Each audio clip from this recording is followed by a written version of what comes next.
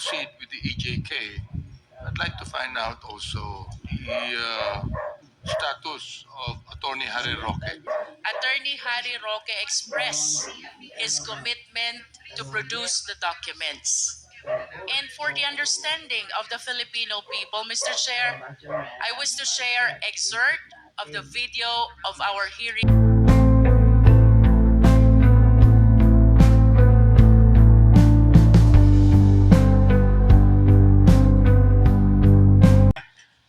The Quadcom is in possession of the Omnibus Motion and Compliance dated September 9, 2024, filed by Attorney Harry Roque. And I wish to remind the Quadcom that this motion originated from our hearing on August 22, 2024, where in the various questions we propounded, Attorney Harry Roque expressed his commitment to produce the documents. And for the understanding of the Filipino people, Mr. Chair, I wish to share excerpt of the video of our hearing dated August 22, 2024. Secretariat, please. Motion and compliance is made up of two parts. The first part is the motion to quash, that is from paragraph 1 to 33. And the second part is the compliance to the show cause order, which is reflected in page 34 to 43. This representation wished to make a manifestation with respect to the motion to quash filed by the attorney Harry Roque. In support of the above motion, Mr. Chair, he raised the same arguments which have been deliberated upon already during the last hearing. And to satisfy the requirement of due process, Mr. Chair, let me reiterate our answers to the arguments which he raised. First, that the hearing is not in aid of legislation. In answer to that, let me explain, Mr. Chair, this Quadcom was created to conduct an inquiry in aid of legislation pertaining to four issues which are haunting us. One is dangerous drugs. Two is extrajudicial killing. Three is the en masse acquisition of land. And four is the Pogo operation. In other words, Mr. Chair, we are indeed in exercise of our power to conduct inquiry in aid of legislation which is granted by no less than the Philippine Constitution, Mr. Chair. Second, Attorney Harry Roque argued that the documents requested are not germane to the inquiry in aid of legislation. Again, in the case of Arnold versus Nazareno, there are two requirements. One is materiality to the subject matter, and second is materiality to the possible legislation. With respect to the first requirement, Mr. Chair, it is the humble submission of this representation that the Quad Committee has established an overwhelming circumstantial evidence showing the connection of attorney Harry Roque to Lucky South Corporation, which is a Pogo operator where we apprehended Chinese nationals victims of human trafficking, murder, and internet scam. Mr. Chair, at the height of the interpellation, we ask about the Biancham Corporation, which owns the property in Tuba, Benguet, where the IT employee of this Lucky South was apprehended. And that is where we started investigating Biancham. And then it was followed by our investigation on the subsidiary companies. As we investigate on Biancham, Mr. Chair, we found out the sudden increase of his assets in 2018, coming from 125,000 before 2016. In 2018, the current assets of Biancham rose to 125 million. At the height of the interpellation, Mr. Chair, Attorney Harry Roque articulated that his money did not come from Pogo operation. To emphasize, Mr. Chair, that statement did not come from Quadcom, did not come from this representation. Instead, it came from the mouth of Attorney Harry Roque. This is an admission, therefore, Mr. Chair, that he admits the connection of these documents which we are requiring from him from the investigation on Pogo operation that we are conducting right now. To further explain, Mr. Chair, it was admitted that he was the presidential spokesperson during that time with a very limited income. And then we asked him, where did this 65 million came from? Where did this money came from? And he could not explain except that he sold a certain property in multinational company in Paranaque. To conclude, Mr. Chair, there is a question about the source of the money of Biancham Corporation, which belongs to Attorney Harry Roque.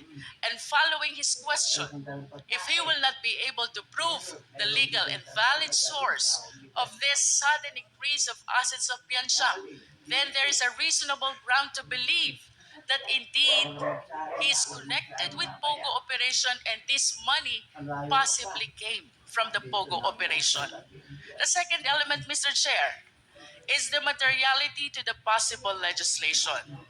And during the last hearing, Mr. Chair, we reiterated ano po ba ang mga batas na posibleng aamyendahan, muling pag-aaralan in connection to this Quadcom hearing.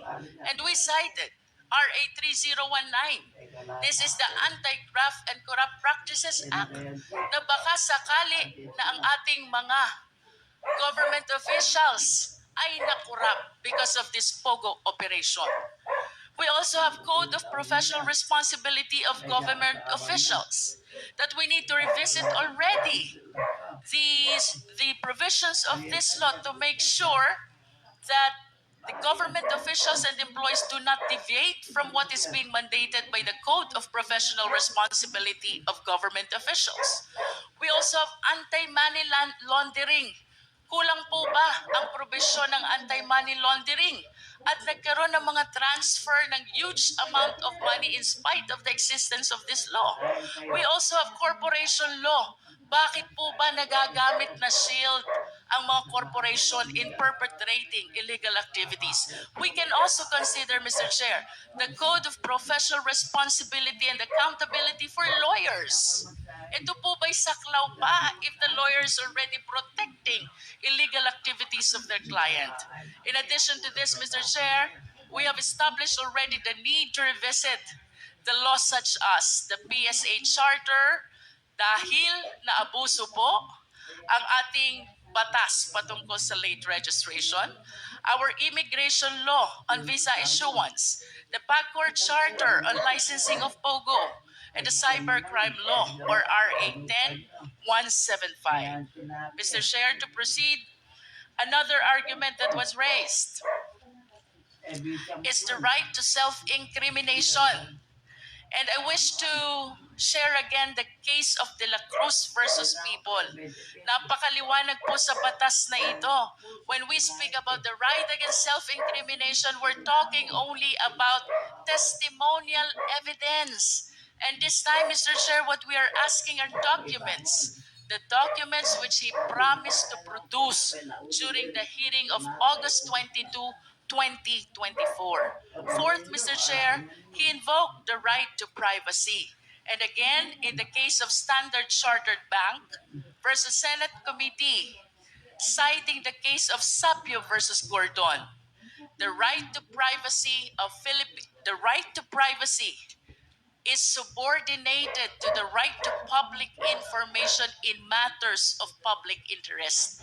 In other words, Mr. Chair, if there is a conflict between the right to privacy versus the right to public information in matters of public interest, the latter should prevail. Mas mataas po ang right to public information on matters of public interest kumpara sa right to privacy. And finally, Mr. Chair, he invoked the right to due process. This is the purpose of our hearing, to give ample opportunity to our resource speaker to explain their side. We satisfy amply the requirement of notice and even the requirement of hearing. But we are all witnesses. He has been dispensing his opportunity to be able to explain before the Quad all the possible allegations which are being imputed by this investigation.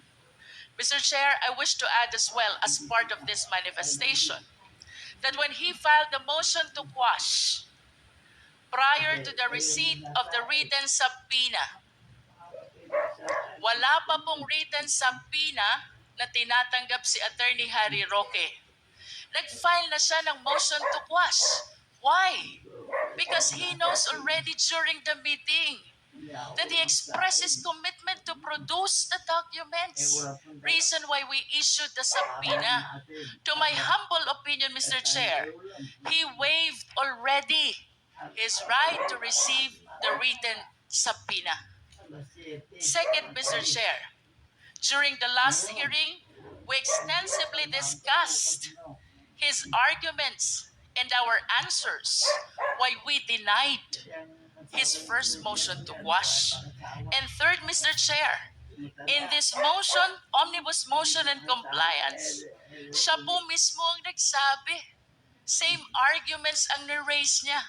As a matter of fact, he said he is reviling the motion to quash. In other words, Mr. Chair, lahat po ng nakasulat dito ay nasagot na natin during the last hearing. I therefore submit, Mr. Chair, that we should deny this omnibus motion, particularly the motion to quash, because this is already moot and academic. I submit, Mr. Chair. Thank you, Congresswoman Luistro. Mr. Chair. Yes, Congressman Flores. Mr. Chair, as extensively discussed by Congressman Luistro, stating the grounds why we are in the right as far as our requests for him to submit these documents and his continued refusal to submit these documents to this Quad Committee, Mr. Chair. I move, Mr. Chair, that we hold Harry Roque in contempt, Attorney Harry Roque in contempt for refusing to submit the documents subject of the subpoena de Susdecom and of which he has manifested that he was going to submit to this committee, Mr. Chair. I so move, Mr. Chair. There is a motion to cite Attorney Harry Roque in contempt, and this was duly seconded. Are there any objections? Hearing none, the motion is carried. Just for clarification, we are citing Attorney Harry Roque in violation of Section 11, D. Paragraph D. Paragraph D, Mr. Chair, for refusing to comply with the subpoena to Susdecom and to submit the documents we requested of it, Mr. Chair. Now, Mr. Chair, in addition, Mr. Chair, I move that we hold Harry Roque in detention for the period of until he submits the documents or until the Quad Committee is dissolved, Mr. Chair. There is a motion to detain Attorney Harry Roque as long as this committee conducts its hearing Mr. Chair, and until we terminate or until he submits the or documents until he that we submits have the asked. documents required of him. Yes, Mr. Chair. And this was duly seconded. Are there any objections? Hearing none, the motion is approved. Congressman Mr. Chair. Abante. Mr. Chair, in addition to what Congresswoman Luis said, ito pong si Harry Roque is actually a person with a two-faced attitude.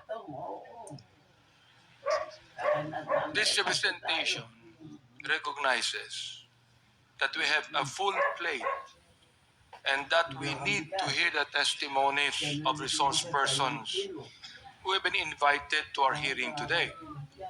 But I feel compelled to raise a matter that I believe should be addressed by this honorable body.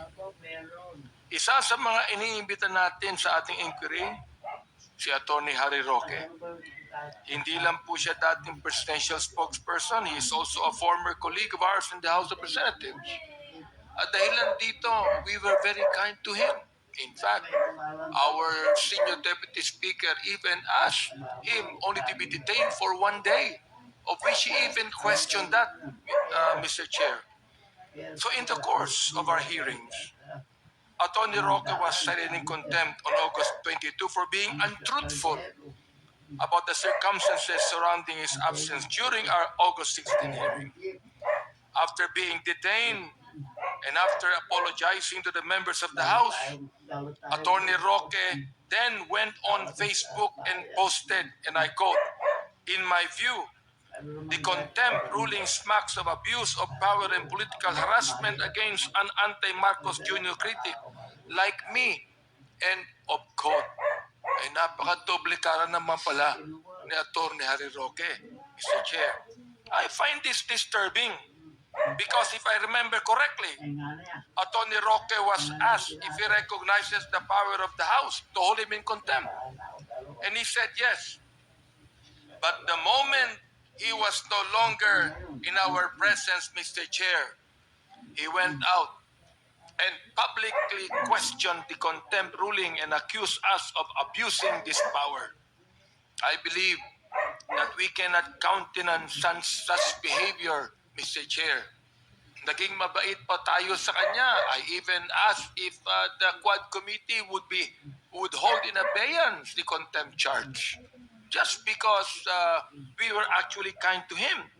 So this manifestation is being spoken today to inquire if the statements made by Attorney Roque outside our hearings should be grounds to hold him also in contempt, Mr. Chair. Thank you, Congressman Abante. Yes, I believe we can defer discussion on that particular manifestation at the moment because we have just cited Attorney Harry Roque in contempt for violating Section 11 of our Rules of Procedure governing inquiries in aid of legislation, which states that failure to submit subpoenaed documents before the committee is a ground to cite him in contempt. So for the meantime, since there was already a motion that was approved unanimously by the body, another motion is also improper, is appropriate, and to where he will be detained. Is there any motion? Mr. Chair, I submit to the motion of Congressman Flores. No? And I would want to make a motion that Attorney Roque should be detained in the women's correction. Women's correction. Hindi po, doon na lang sa bigutan natin. Mr. Chair, sorry po sa pagkakamali. So is that a motion, Congressman Abante? Or Congressman Keith? Mr. Chair, in deference to Attorney Roque being a former member of this House, Mr. Chair, I move that he be detained in the House premises, Mr. Chair. Second the motion. Okay, there is a motion to detain him, detain Attorney Harry Roque at the House of Representatives Detention Facility. And this was duly seconded. Any objection? No objection. The motion is approved. Mr. Chair, very quick. Mr. Chair. Okay, just please make this very, very quick because the topic today is EJK. Mr. Chair, So just after- for the sake of giving due course to this omnibus motion and compliance, particularly with respect to the motion to quash, I respectfully move that we disregard the motion to quash on the ground of being moot and academic. Yes, as stated earlier by Congresswoman Chinky Luistro, we will stand by our previous decision of denying his motion to quash. And again, reiterated by the decisions of the Supreme Court that was cited by Congresswoman Luistro and Congressman Keith Flores. Now, Mr. Chair. Yes, Congressman Rog Mr. Chair, Gutierrez. very shortly, just on the matter of the omnibus make it motion, short, yes. we still have the matter of the response to the show cause order. And I understand it's superfluous given the contempt order, but I think, Mr. Chair, as a body, we should rule on it. And in my opinion, it cites it cites an unspecified condition and an unspecified surgery. It makes mention of an unspecified medical facility. It has been unsubstantiated. And my understanding is it was imparted to me by the ComSec. He did not even submit the medical certificates. Are you referring to the medical certificate to be submitted to the Quad by the wife of Attorney No, Mr. Harry Roque? Chair. This is in response to show cause order because this is the third absence already by Mr. Attorney Oh, yes. Harry Roque. The first absence, the excuse was appearance in arbitration. The second absence was with no written response. And now we issued the show cause order last hearing, and now he has responded through the motion. It was omnibus po. There's a second part of the show cause order. And it would appear, Mr. Chair, that it's an unsubstantiated answer. And I believe, as a matter of course, we should issue a subpoena, Mr. Chair. Although superfluous given the contempt order, I still think that we should move to issue a subpoena at testificandum, Mr. Chair. Okay, is that a motion? Yes, Mr. Chair, I move to issue a subpoena for failure to properly answer the show cause order. Okay, there is a motion to issue a subpoena to Attorney Harry Roque, subpoena ad testificandum for Attorney Harry Roque. And this was duly seconded. Are there any objections? Hearing none, the motion is carried. Thank you, Congressman Gutierrez. Yes, Congressman Paduano. Thank you, Mr. Chairman. Just last two items. For the PNP documents to be submitted in this committee, that was mentioned by Police